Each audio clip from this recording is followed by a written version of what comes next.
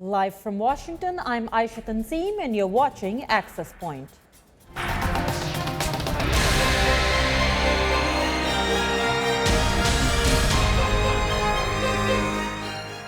Hello and welcome. Michael Chertoff was the U.S. Secretary of Homeland Security under President George Bush. I sat down with him to discuss Pakistan's relationship with the U.S., closing Guantanamo, Edward Snowden's leaks about secret NSA surveillance, and much more.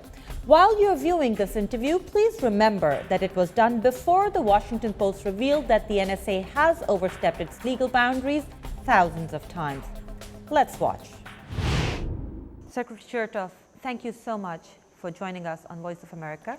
What's the biggest obstacle right now between U.S. and Pakistan in the relationship? Well, you know, we've had a mixed relationship with Pakistan. The Pakistani government has been an ally in many respects in fighting the war on terror. But I also understand from what I read that Americans have become unpopular in Pakistan. We understand that there's a certain amount of annoyance that arises from having operations that occur in Pakistan that target terrorists. On the other hand, if those terrorists are not eliminated, they literally pose imminent threats to the United States. And there's no question, for example, the bin Laden incident was an abrasive event. A lot of Americans asked themselves, why was bin Laden secure enough to be in Abbottabad for a period of years at the same time that the government of Pakistan was saying they were helping us with respect to counterterrorism? Now, it may very well be that, as I gather an internal report found, it was not a deliberate thing, but it was more a matter of frankly, lack of competence. But clearly that was a serious blow in American eyes. On the other hand, I understand it was difficult for the Pakistanis that the U.S. went in and carried out that operation without giving advance warning, although I think it's understandable why the operation was carried out that way. So there's been some abrasion. I do think, though, the region is too important for Pakistan and the U.S. not to have a solid relationship. One of the things Pakistanis say is U.S. would not have stood by if somebody else had done the same to U.S. Why didn't they inform us? If the U.S. had allowed a known terrorist to sit in, let's say, West Point, New York, 10 miles from the U.S. military academy for a number of years, and to be able to direct terrorist attacks against other countries, I would not be surprised if another country went in and eliminated that person, and without advance warning. The fact is, when you allow maybe the #1 al-Qaeda terrorist to use your country as a platform, whether or not it was deliberate or just lack of ability, it's not surprising that the country that is the principal victim will do what it has to do to defend itself. Every country has a right of self-defense.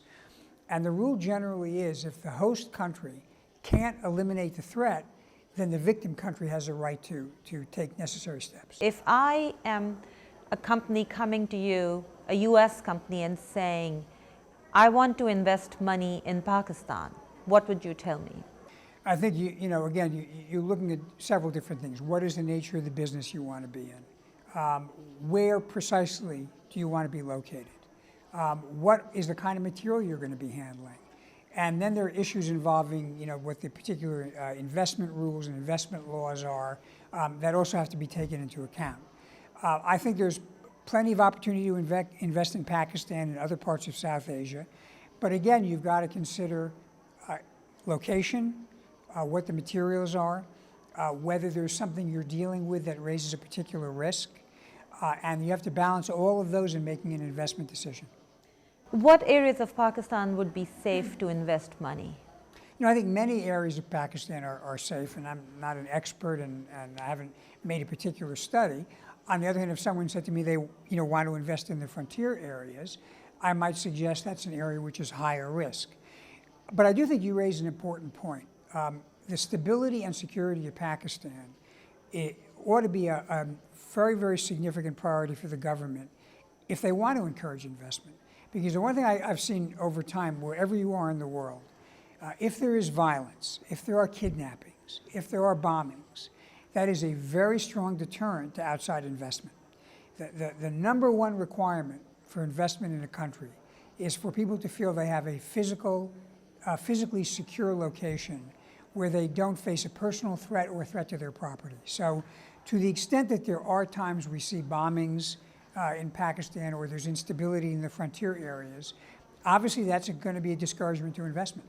Now, let me switch topics. You were very active and criticized sometimes on immigration issues when you were the Homeland Secretary. What do you think of the immigration reform proposals that are on the table now? In 2007, when I was Secretary, President Bush asked me to go and work with Congress to come up with a comprehensive immigration bill. And that bill had a number of different dimensions. It was a broad compromise. It had Republicans and Democrats. It involved strong border security, employment verification, increased legal immigration, and a way of legalizing those who are here in an undocumented status, at least holding open the possibility of them becoming citizens. Broadly speaking, that is the bill that has passed the Senate, and it's much of what is currently being debated in the House. And I think that that's actually a good framework. I think if those elements of a package are passed, we finally have a way of resolving what has been an unsatisfying and broken immigration system for 30 years. Do you think America is safe today? America is much safer than it's been, but it is not completely safe. And the truth is, in this day and age, no country is completely safe. You have to constantly be vigilant.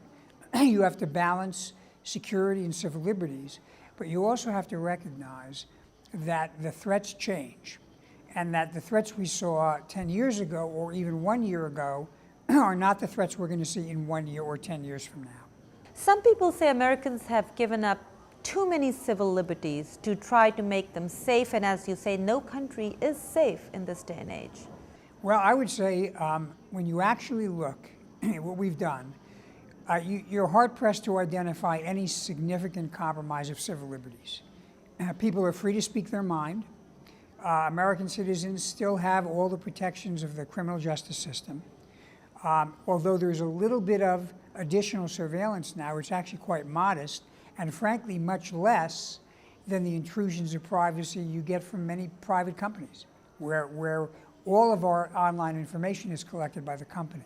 So I think that there's been robust debate, and the courts have been involved in many instances. Sometimes the courts have said to the administration, "You've gone too far, you can't do this," and the administration obeys the courts. So I think when you look at the totality, America still remains a country deeply committed to freedom and civil liberties. Some people have objections on the Patriot Act, particularly detention, almost unlimited. Well, actually, many people misunderstand the Patriot Act. So the Patriot Act does not authorize unlimited detention. Actually, the Patriot Act only speaks to detention in the case of immigration violations, and that's supervised again by the courts.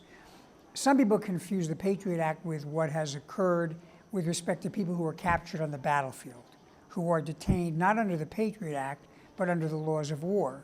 Because traditionally, when you fight a war, if you capture somebody, you detain them. You don't give them a trial. We didn't give trials to soldiers we caught in World War II or the Korean War.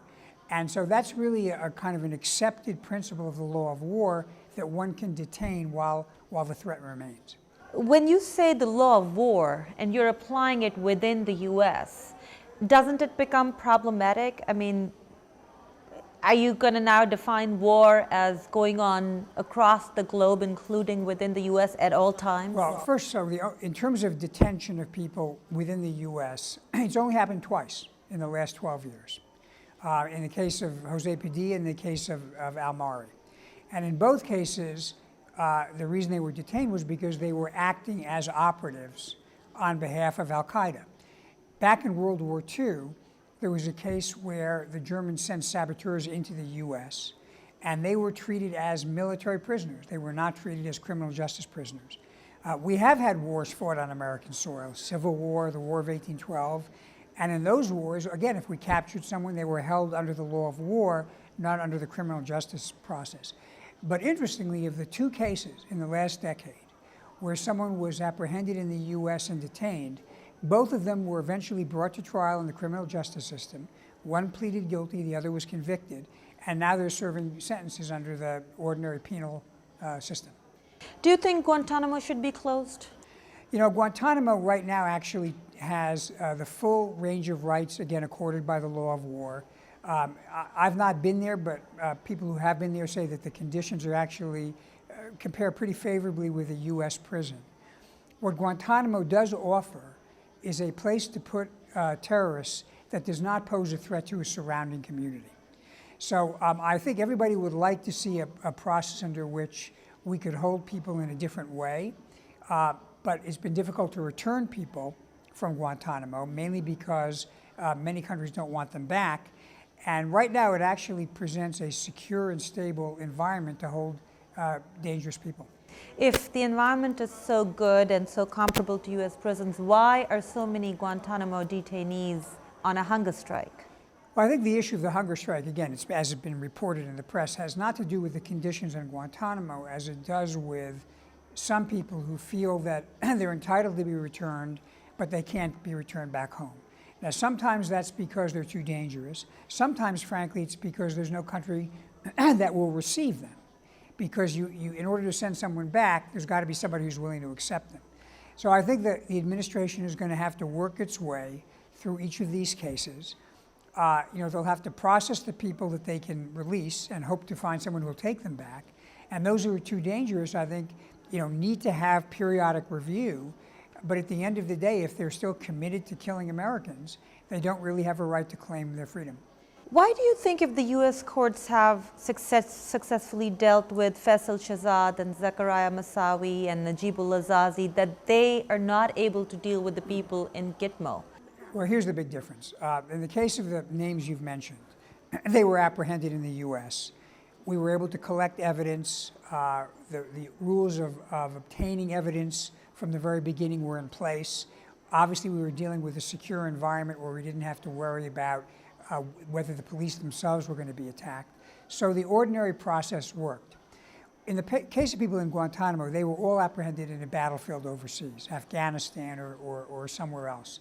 That is not a location where you can do what you see on television, send a crime scene team in, pick up all the forensic evidence, give everybody their rights, because that's not how you fight a war. And that's why, again, it's been the case since the time that the laws of war first were generated, that when you capture people in the field of battle, they do not get a criminal trial because they're not common criminals. They are adversaries, they are enemies in the battlefield, and they get process, but the process they get is the process accorded by the law of war and the Geneva Convention, if they're entitled to that. So we have a process in place in Guantanamo. The courts have looked at it. It gives people an opportunity to have their cases reviewed, but they're not there because they've committed just federal crimes. They're there because they've actually taken up arms against the United States. Not all of them, though. U.S. has released some people from Gitmo who were not charged with any crime. And that's because the review process has determined that people are safe to be released. Now, of the people who have remained, some have committed war crimes, and there are trials now beginning that will try them under the laws of war. Some haven't committed crimes, but they're still enemies of the U.S., and they're still capable of going back to the battlefield, and in fact, that's happened sometimes. And again, the laws of war say, if you're engaged in an armed conflict and you capture the enemy, you don't return the enemy to the battlefield until the war is over. And that's the reason that some of these people are being detained, even though they're not being tried for crimes. Do you then disagree with the president when he says we should work at closing Gitmo? I understand the aspiration because both President Bush and President Obama expressed that desire. But what you've seen is that there are challenges to doing that. There are security challenges. There are challenges in terms of what the appropriate legal rules would be if you brought someone out of Guantanamo. Over a period of time, more of these people will be returned. Perhaps at some point, when people are tried, if they're convicted, they'll be put in a federal facility in a remote location. But I think, one of the interesting things is you've seen two presidents express a desire to close Guantanamo, but the practical difficulties have prevented that from happening. What do you think should be done with Guantanamo? As you say, if these prisoners cannot be returned until the war is over, and the war is an unlimited war, it's not a war with a nation state, it's a war with non-state actors. How do you then treat these prisoners and what do you do with them? Well, I think, again, I've not been there, but as it's been reported to me, conditions in Guantanamo actually compare favorably to what you would normally see in a U.S. prison. There's recreation, there's food. So you keep them there forever? Well, I think you keep them there until they're no longer a danger. What you don't want to do is this. You don't want to release somebody, have that person go back, pick up arms, and kill more Americans. If there's one responsibility that the U.S. government has to its own citizens, it's not to release people who are a real danger to Americans in the future. Do you agree with the way the current administration is handling the Snowden affair? Well, I think that, first of all, Snowden did commit federal crimes, at least based upon what he's acknowledged openly, and I think it's appropriate to bring him to justice. As I understand the administration's position, they've basically said, look, we want to use the legal process to have him return to the U.S. He'll get a fair trial. He'll have a jury of his peers. He'll face the charges against him. But if he's convicted, he deserves to be punished.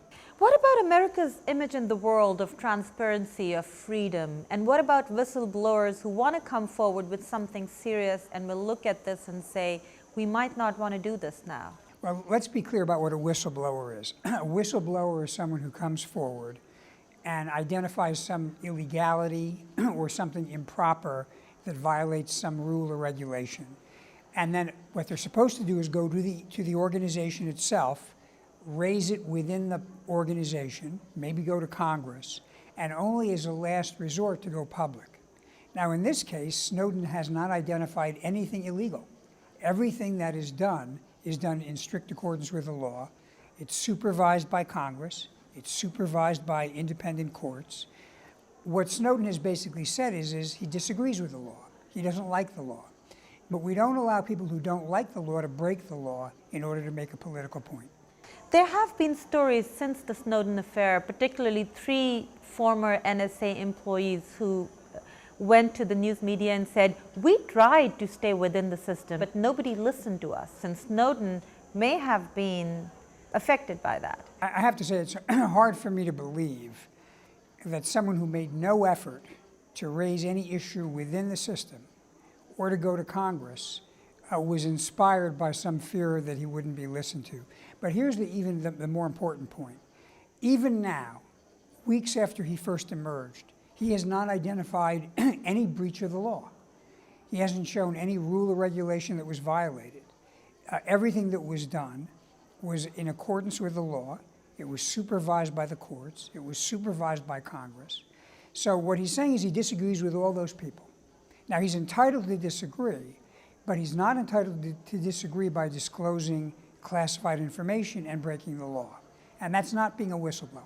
Is it constitutional for the administration and the government to keep tabs on me if I haven't committed any crime? So let's talk about what the law is. The Supreme Court held about 40 years ago that as an American citizen, it is reasonable and appropriate for the government to obtain your telephone records. And that's what we're talking about here. And all your telephone records are, it's not what you say on the phone. In order to listen to that, you have to get a court order, special warrant. It's merely the number you call from and the number you call to, what you find in your telephone bill. That information is not considered so private that it requires a warrant. So what's happened here is that the government has simply used a technique that has been repeatedly approved by the courts for decades to get a very, very small amount of information, which is very useful in potentially tracking dangerous terrorists. But also my presence online is tracked. Well, actually, the people who track your presence online are the people who are in the business of managing internet service. The government doesn't track your presence online, and it doesn't, again, without appropriate legal process, obtain the content of what you send online. But gets the information from them. So a lot of companies have come forward, for example, Apple and Google, et cetera, and said, yes, some information's been shared. Well, again, the information that is obtained is very limited data about, in the case of online behavior, contacts overseas, things that occur outside the U.S. that might have an impact in the U.S. And again, foreign intelligence collection is not something that is prohibited by the Constitution. So what Snowden suggests, which is these people in the intelligence community, some of them with clearances, can at any time get anybody's records, not just the limited information that you suggest, but literally get their records. So here's another problem with what Snowden says. First of all, I don't think he's correct. I don't think anybody can simply willy-nilly get records in violation of the law. But even if someone could break the law in the agency, that's like saying the fact that a policeman who carries a gun could pull his gun out and shoot somebody innocent on the street means we should abolish the police. Or the fact that you drive your car and you could decide you want to drive into a crowd of people means we ought to eliminate automobiles. You don't attack a program based upon some theoretical speculation that somebody might break the rules. Again, Snowden has not identified a single instance in which somebody actually broke the rules and obtained information that was legally prohibited under these regulations. Actually, much of this was discussed years ago when the law was originally debated. There were legal issues that were raised in 2006 and 2008. Congress, without getting into the details, generally discussed what the rules were. And actually, it was quite widely reported. Now, people may not have been interested because it appeared to be boring legislative debate as opposed to something that was stolen and leaked. But anybody who was paying attention had at least a reasonable general sense of what the law requires and what the law allows with respect to surveillance. Administration said that a lot of terrorist attacks have been prevented because of this information that's collected, and that's why they've convinced Congress to keep the program going. Could those attacks have been prevented using other means? Well, I don't think so. I mean, I know of a number of cases, some of which are public, some are not, in which the ability to connect the dots in terms of telephone records was critical in identifying who the members of a plot were. You know, one example that was publicly disclosed was the plot to bomb New York subways by Nabeel Azazi. And there was the ability to track his telephone calls and see who he was calling that allowed them to determine who else might be involved in the plot. When you're dealing with potential attacks that can cost thousands of lives, and we've seen that in the US and we've seen it elsewhere, you don't want to play games and try to see, you know, how little you can do to prevent the plot. Because if you guess wrong, the cost is inestimable. Thank you very much, Secretary. My pleasure. Thank you for watching. I look forward to your comments on this interview. In future, if you have particular questions that you want answered, especially if you want them answered by a high-level US official, please write to us. I will get the answers for you. You can reach me through Facebook or Twitter. The addresses are on your screen right now. And in the meantime, don't forget to check out our website, urduvoa.com, for the latest and greatest. Until next time, goodbye.